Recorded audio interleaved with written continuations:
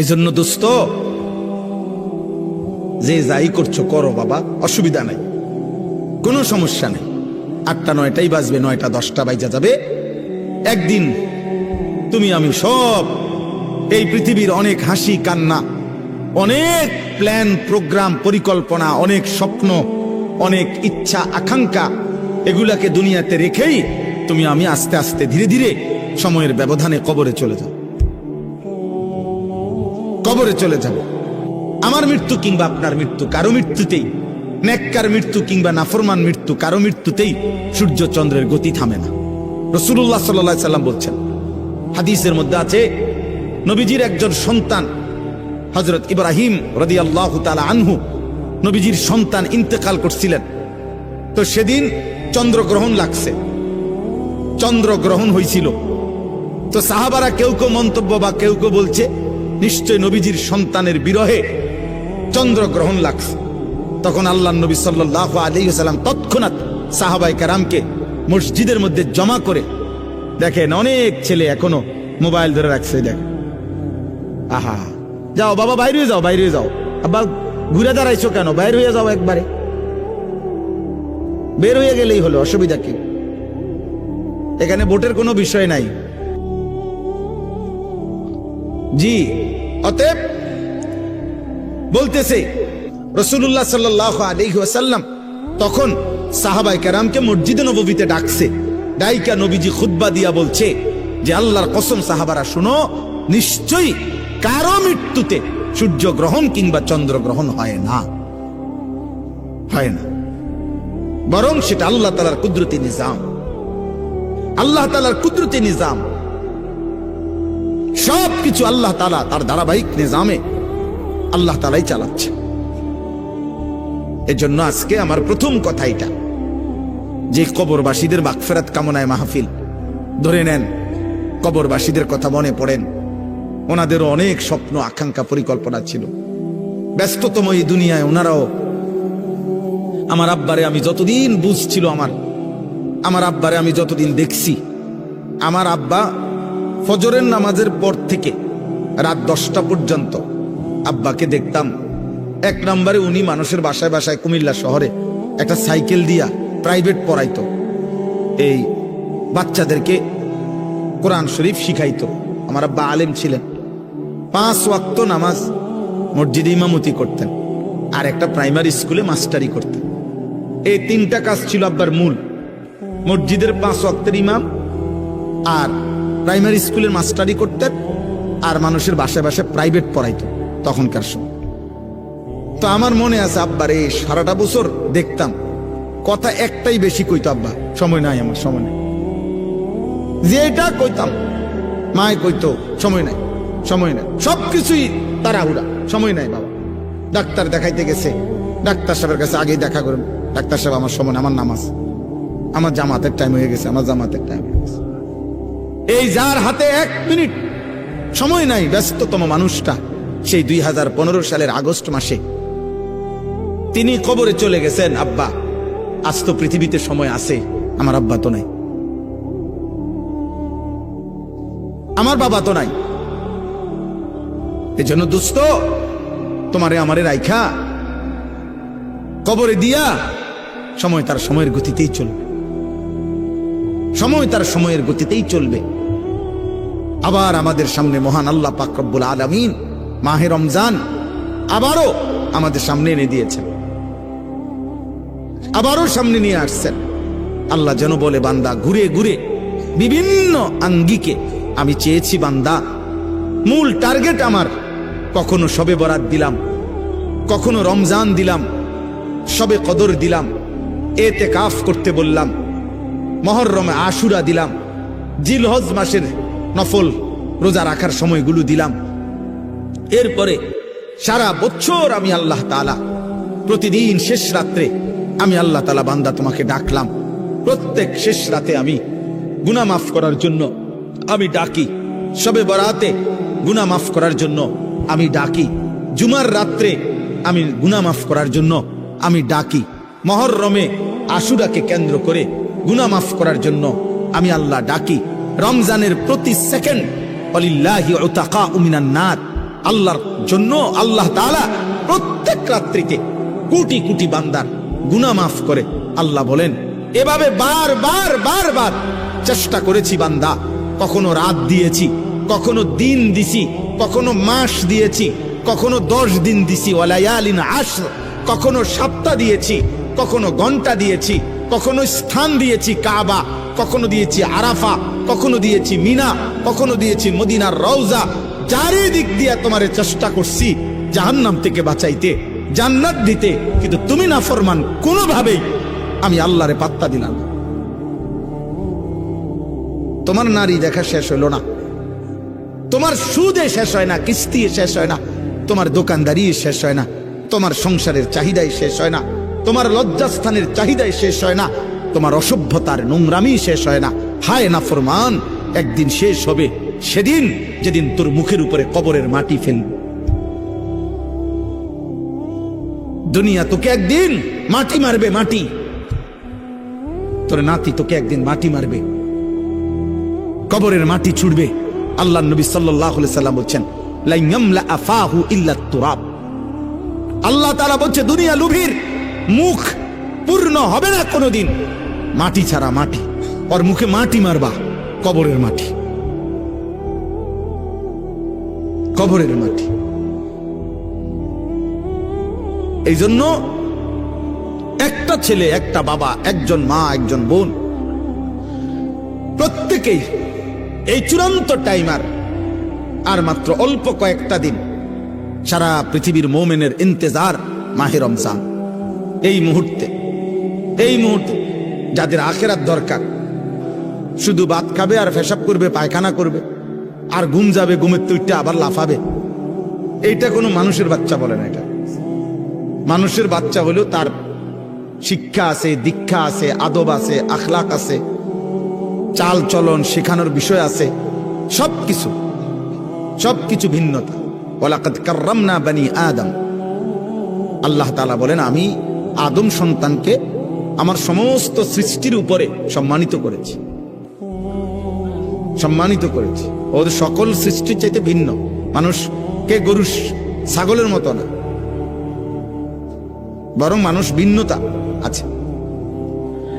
তাকে আল্লাহ তাআলা সবকিছু শিখাইছেন। এজন্য নবী সাল্লাল্লাহু আলাইহি ওয়াসাল্লাম পেশাব, পায়খানা, ওযু, গোসল, আহার, নিদ্রা, হাঁটা চলা, খাদ্য খাবার, 24 ঘন্টা যা কিছু জীবনের একটা নিঃশ্বাস কেমনে ফেলবে, আল্লাহ নবী সাল্লাল্লাহু আলাইহি ওয়াসাল্লাম তাও উম্মতকে শিখাইছে। কারণ মানুষ শিখতে হয় কারো হাতে, মানুষ গড়তে হয়, নিজেকে সাজাইতে হয়, কারো তত্ত্বাবধানে নিজেকে গড়ে তুলতে হয়। এই জন্য আমি সব সময় বলি, অনেক ছেলে পেলে আছে, অনেক রসিকতা করে, দুষ্টামি করে অনেক মজা পায়। মনে করেন কোনো একজন বয়স্ক লোক, কোনো একজন আলেম, বা কোনো একজন দাড়ি টুপিওয়ালা মানুষ, অথবা কোনো একজন মা বোন পর্দান, তারে একটা বিদ্রুপ করতে পারলে হে খুশি, যে দেখছত কইছি। হ্যাঁ, হে মনে করছে আমি একটা বিরাট কাজ করছি, চালাকি করছি, একটা বুদ্ধিমানের কাজ করছি। বেটা আহম্মক, বরঞ্চ খবর নিলে বুঝবা যে তোমার উপরে আল্লাহর লানত। এই কারণে তুমি আল্লাহর থেকে বিমুখ, তোমার উপরে অভিশাপ মূলত। হ্যাঁ, এই জন্য তোমার হালাত, এই জন্য তোমার হালাত। তোমার 365 দিনে, এক বছরে এমন একজন কেউ জোটে নাই যে তোমারে একবার মনে করাই দিবে যে কিরে আব্বা ফজরের নামাজ পড়তি না। এই কথাটুকু বলবে, তোমার এটা দুর্ভাগ্য, এমন একজন মানুষ জোটে নাই তোমার কপাল। তোমার 24 ঘন্টা পার হইয়া এখন তোমার ঘুমের টাইম, রাত 12টা, তোমারে কেউ একজন মানুষ তোমার কপালে জোটে নাই যে তোমাকে জিজ্ঞেস করবে যে বাবা আজকে সারাদিনে 5 ওয়াক্ত নামাজ পড়ছো কিনা। এই কথাটা জিজ্ঞাসার মতো একজন মানুষ তার কপালে নেই। এর চাইতে বড় লানত তার কপালে আর কি, এর চাইতে বড় অভিশাপ কি আর। খায় দায়, ঘুম যায়, আবার উঠে পেশাব পায়খানা করে, জন্তু জানোয়ারের মতো। জানোয়ার খায় দায়, ঘুমায়, পেশাব পায়খানা করে, আবার উঠে। এক হাইওয়ান, এক জানোয়ার, এক পশু, যে পশুর আল্লাহ নাই, সেজদা নাই, আখেরাত নাই, হালাল হারামের কোনো পার্থক্য নেই। এই তো জন্তু জানোয়ারের আখলাক। এই জন্য খুব চালাক মনে করো না নিজের, খুব উল্লাস ফুর্তি করো না। বললাম অনেক ছেলে, আমি প্রায় এটা ভাবি, অনেক ছেলে আছে মনে করে খুব বুদ্ধিমান। আরে বুদ্ধিমান না বেটা, তোর বদনসিব বেটা, তোর বদনসিব বেটা, দুর্ভাগ্য বেটা। আলহামদুলিল্লাহ, আমি আমার পুরা ছাত্র জীবন এবং আমার কর্মজীবনেও আল্লাহ আমার এমন মা জুটাইছে। আমার মা প্রতিদিন ফজরের নামাজের জন্য যতক্ষণ ঘুম থেকে না উঠছি, মা ঘন্টা ফিটাইয়া, স্কুলের ঘন্টা টুং টুং করে বাজায়, যে ঘন্টা দিয়া বাইরে বাইরে দরজার সামনে আমগরে উঠাইছে। মা আমগরে উঠাইছে আলহামদুলিল্লাহ। বহুদিন আমার যখন একটা বাচ্চা হয়েছে, আমার বিবি বাচ্চা আছে, আমার সন্তান আছে যখন, তখনও মা আমগরে দরজার সামনে আইসা দরজার ঘন্টা ফিরত। কইতা মা উঠছি তো, কইতো না উঠ, দরজা খোলো, লাইট জ্বালাও। শোয়ার থেকে উঠছি তো কইলে হইতো না। তাহলে এটা সৌভাগ্য আমার জীবনে, আমার জীবনে সৌভাগ্য যে আমি ছাত্র জীবনে আমার বড় ভাই আমার দিকে বারবার খেয়াল রাখছে। আমি চুল কাটে আসছি তো বড় ভাই হাত দিয়ে দেখছে, চুল সমান হয়েছে না, বলছে আবার যাও। 3 বার চুল কাটাইছে, একবারে চুল। আলহামদুলিল্লাহ, বিনিময়ে ঠকি নাই। এজন্য সবাই মিলে এটা ভাবা দরকার। ছেলেরা, কারো জন্য কেউ আটকায় না। আমি আবারও বললাম, তুমি নষ্ট হইতে হইতে ফচ্চা যদি গন্ধ ছড়ে, নারী দেখতে দেখতে, উলঙ্গ ছবি দেখতে দেখতে, অশ্লীল দৃশ্য দেখতে দেখতে, বেহায়াপনা, অসভ্যতা, মদ, জুয়া, বন্ধুদের অসৎ আড্ডা, নোংরা কথাবার্তা কইতে কইতে ফচ্চাও যদি যাও, গন্ধও যদি ছোটে, তোমার এটাই না ধরার মতো টাইম মানুষের হাতে নাই। মানুষ খুব ব্যস্ত, প্রচন্ড ব্যস্ত মানুষ, সবাই ব্যস্ত। যে যে লাইনে গুনার কাজ যারা করছে তারাও খুব ব্যস্ত, নেকের কাজ যারা করতেছে আলহামদুলিল্লাহ এখন তারাও খুব ব্যস্ত। ওই যে আমি মৌলানা সাহেবকে কইলাম যে ভাই আমি, আপনি, উনি মহব্বত করেই বলতে চাইতেছে, তা আমি বললাম না ভাই আমি, আপনি আমার এতক্ষণ লাগাই আমার নাম করবেন, আমার এই টাইম দেওয়া নাই। তাহলে বুঝানোর উদ্দেশ্য হলো কারো হাতেই টাইম নেই, কারো হাতে সময় নেই, বুঝলেন না? আমি পদে পদে দেখছি বিজিবি, আর্মি, ক্যান্টনমেন্ট থেকে। তো আমি বাসার থেকেও আমার হাসতেছে, বুঝি আজকে সে ওয়াজে যায়। আমি বললাম ওয়াজ না যাইতে আছি, যে দুজনে আটকে যাবো, যে না এলাম বাসা, খালাস, অসুবিধা কি? আল্লাহর কথা বলার চেষ্টা করব, না হইলে আয়ে পড়ুন। তো আর আমি কোনো পুঁজি ঘাটাইছি না যে এনে আমার বিরাট মাল লস হয়ে যাবে, বুঝছেন না?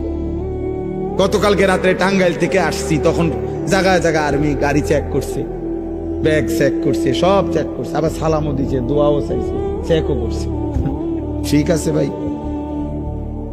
ঠিক আছে। এজন্য বললাম আব্বা, মানুষ প্রচন্ড ব্যস্ত, প্রচন্ড ব্যস্ত। মানুষের মধ্যে এখন দুনিয়া, মানুষের উপার্জনের চাহিদা বেড়ে গেছে, কর্মের বিভিন্ন সুযোগ বেড়ে গেছে এবং টাকা পয়সার প্রয়োজনও বেড়ে গেছে। আমি প্রায় বলি, আগে এক বাড়ির মানুষ ছিল 20 জন, টয়লেট বাড়ির ওই কোনাত একটা দিয়ে সাজতো, বেডিত সবাই। এখন 6 রুম, 6টাই বাথরুম। হ্যাঁ, অ্যাটাচড বাথরুম না? তাহলে এখন এই বেচারা 6টা বাথরুমের 4টা বাথরুম যদি করতে হয় তার বিল্ডিংটার ভিতরে, তাহলে কি পরিমাণ স্যানিটারি মালামাল দরকার? তাহলে অনেক টাকা দরকার। অর্থাৎ যেখানে একটা ঘরের চাহিদা 5 লাখ টাকায় পূরণ হইতো, কথার কথা, সেটা এখন 20 লাখ টাকায় পূরণ হয় না। তাহলে মানুষের এই 15 লাখ টাকার যে ঘাটতি, কমতি, এটা উপার্জনের জন্য তাকে আরো ব্যস্ত, বেশি পরিশ্রম করতে হচ্ছে। হালাল হারাম তো পরে, মানে মেহনত করতেছে সবাই, টাকা দরকার আরো। দুনিয়া স্বাভাবিক চলতে হইলে আরো দরকার, আরো দরকার। আমি বুঝানোর জন্য বলছি। চেহারা দেখো, তোমরা একটা ছেলে দেখো, একজন ছেলে দেখো, মুসলমানের সন্তানের চেহারা এমন হওয়ার কথা। আল্লাহ কোথায়? নামাজ কোথায়? সেজদা কোথায়? কেউ জিতলেই কি হবে, কেউ হারলেই কি হবে? হ্যাঁ, যেই জিতুক তার হাতেই তো আমাদের ভাগ্যের পরিবর্তন হয়ে যাবে, ঠিক না? কথা বলে না? হ্যাঁ, আমাদের ভাগ্যের পরিবর্তন হবে না, আমাদের অবস্থার পরিবর্তন হবে। তো আমাদের অবস্থার পরিবর্তন কার হাতে? আল্লাহর হাতে। ইউকাল্লিবুল্লাহুল লাইলা ওয়ান নাহার, রাত্র এবং দিন পরিবর্তন করেন আল্লাহ। আল্লাহ ওয়া মিন কুল্লি শাইইন খালাকনা যাওজাইনি লাআল্লাকুম তাযাক্কারুন ওয়াস সামাআ বানাইনাহা বিআইদিন ওয়া ইন্না লামুসিউন। আল্লাহ বলেন আসমান আমি বিছিয়েছি, জমিন আমি বিছাইছি, সব কিছু জোড়ায় জোড়ায় আমি করেছি। জমিন থেকে ফসল আমি উৎপন্ন করছি, আসমান থেকে বৃষ্টি আমি নামাচ্ছি, প্রতিদিন ভোর আমি আনি, প্রতিদিন সন্ধ্যা আমি আনি, প্রতিটা রাত আমি ভোর বানাই, প্রতিটা দিন আমি আল্লাহ রাত্রি বানাই। পায়ের নিচের জমিন আমি বিছাইছি, মাথার উপরে এই আসমান আমি স্থাপন করেছি, সব আমি করেছি এবং আমিই করছি, আমি করব, আমি করব। সাখখারা লাকুম মা ফিস সামাওয়াতি ওয়াল আরদ, আসমান ও জমিনের সব আমি আল্লাহ তোমাদের অধীনস্থ করেছি, আমি করেছি। ওয়া যাল্লালনাহা লাহুম, আল্লাহ তাআলা বলেন চতুষ্পদ জন্তুগুলোকে আমি তোমাদের অধীনস্থ করেছি, আমি করেছি। ওয়াল খাইলা ওয়াল বিগালা ওয়াল হামিরা লিতারকাবুহা ওয়া যিনা, ঘোড়া গাধা খচ্চর এগুলোকে যানবাহন হিসেবে আমি আল্লাহ তাআলা তোমাদেরকে চড়তে দিয়েছি। ঘোড়ার পিঠে চড়তে পারো, বাঘের পিঠে চড়তে পারো না কেন? আল্লাহ বলেন এটা আমার কুদরত, আমার ফয়সালা, আমার ফয়সালা।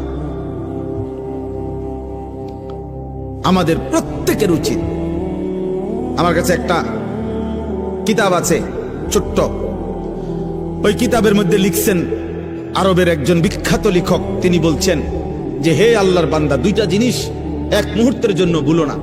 এক হলো আল্লাহ, দুই হলো আল আখিরা। এই কথা দুটা কোনোদিনও ভুলো না। এক হলো আমার একজন আল্লাহ আছে, দুই আমাকে আখিরাতে যেতে হবে। তিনি বলছেন ইসনান লা তানসাহুমা আবাদান, দুইটা জিনিস তিনি নসিহত করেছেন যে হে আল্লাহর বান্দা, এক মুহূর্তের জন্য ভুলো না। এক নম্বর হলো আল্লাহ জাল্লা জালালুহু, আল্লাহ, আমার আল্লাহ আছে। আমি হাসি কিংবা কাঁদি, আমি যাই করি, আমি অহংকার করি আর আনুগত্য করি, বড়াই করি আর গর্ব করি, সেজদা দেই আর নাফরমানি করি, আমার আল্লাহ আছে, আমার আল্লাহ আছে। আর আল আখিরাহ, আমাকে আখিরাতে যেতে হবে, আখিরাতে যেতে হবে। এজন্য কোরআনুল কারীমে উনি একটা সুন্দর উদাহরণ দিছে। ওই একজন ব্যক্তি একটি কওমের, সূরা ইয়াসিনের একটা উদাহরণ দিছে ঘটনার। একজন ব্যক্তি একজন কাটতো, কাঠুরিয়া, হাবিবে নাজ্জার। তো তিনি একটি জাতির সকলেই ছিল বেঈমান, কিন্তু এই একটা মানুষ শুধু ইমানদার ছিল। তিনজন নবীর দাওয়াতে, রাসূলের দাওয়াতে ওই লোকটি ঈমান এনেছিল। মহল্লার সবচেয়ে দূরে দুর্বল একটা ঘরে থাকতো। তো যখন মহল্লার কাফের বেঈমানরা আল্লাহর রাসূলকে, পূর্ববর্তী জামানার আমাদের নবীর আগের, ঘেরাও দিয়ে ধরছে, তখন ওনাদেরকে উদ্ধার করার জন্য ওই একজন ইমানদার ওনাদের সাহায্যার্থে আসছে। তখন কওমের লোকেরা বলছে আমরা সবাই একদিকে, তুমি কেন ভিন্ন দিকে একজন? তখন তিনি একটা কথা শুধু বলছে, দুইটা উত্তর দিছে কওমের সামনে, দুইটা যুক্তি দেখাইছে। এক হলো ওয়ামা লিয়া লা আ'বুদুল্লাযী ফাতারানি, আমি কেন সেই মালিকের গোলামি করব না যিনি আমাকে সৃষ্টি করেছেন? আরে বেটা, এটা তো সাধারণ কমন সেন্স। যিনি আমাকে সৃষ্টি করেছেন তিনি বললেন, হে জাতি, তোমরা কি বলছো? তোমাদের দেখা দেখি আমি আল্লাহর নাফরমানি করব কেন? তিনি আমাকে সৃষ্টি করেছেন, আমি তার ইবাদত করব না কেন?